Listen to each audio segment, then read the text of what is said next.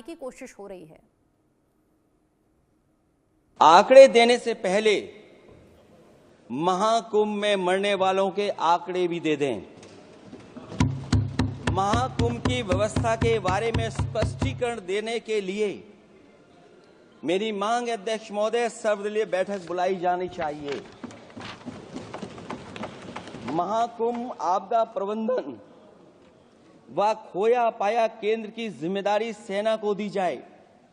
महाकुंभ हादसे के शिकार लोगों की मृत्यु, घायलों का इलाज, दवाइयों, डॉक्टर, भोजन पानी, परिवहन की उपलब्धता का आंकड़ा संसद में पेश किया जाए।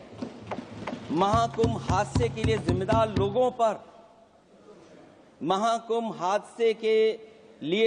लोगों पर घोर दंडात्मक कार्रवाई हो। जिन्होंने सच छिपाया है उनको दंडित किया जाए। अध्यक्ष महोदय, हम डबल इंजन की सरकार से पूछते हैं, अगर अपराध बोध नहीं था तो आंकड़े दबाए, छिपाए और मिटाए क्यों गए हैं?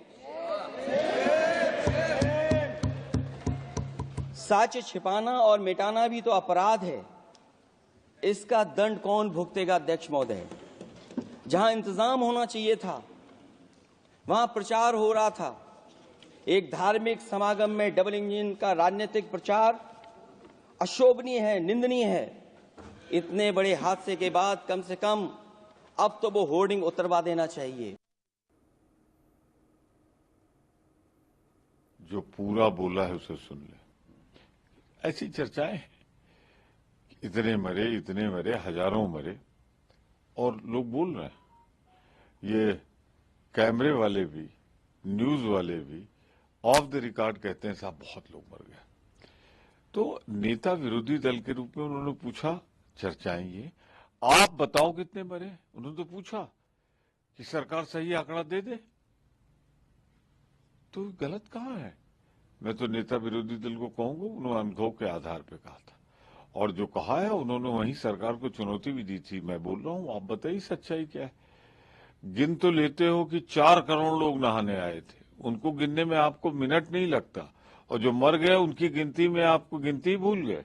उन पर हमारे साथ बातचीत करने के लिए प्रयागराज से ही सांसद उज्जवल रमन है। उज्जवल जी, कल आप लोग ने संसद में मामला उठाया, खरगे साहब ने भी कहा कि हजारों लोगों की मौत हुई है। क्या कुछ सबूत हैं और किस आधार पर आप लोग कह रहे हैं? देखिए, जिस तरीके की भगदड़ मची और जितनी बड़ी संख्या में लोग वहाँ मौजूद थे, ये अकल्पनीय है कि मात्र 30 आदमी मरे। निश्चित तौर से सैकड़ों में ये संख्या है। और मैंने संसद में कहा है कि जेपीसी बना दीजिए, जाकर सभी सांसदों का दल देख ले और दूध का दूध, पानी का पानी हो जाए।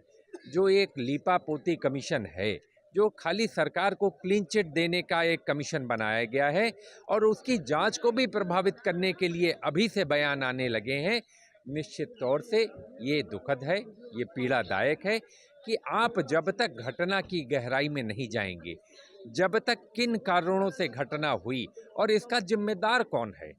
इतनी बड़ी संख्या में लोगों की मौतें हुई और उसका जिम्मेदार कोई व्यक्ति नहीं, ये कैसे हो सकता है?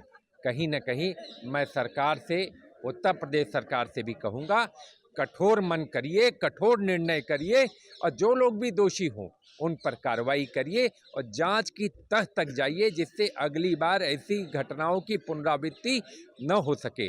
और मैंने संसद में कहा कि जितने आदमियों को आप न्योता देते हैं उतने की व्यवस्था करते हैं कि नहीं करते हैं।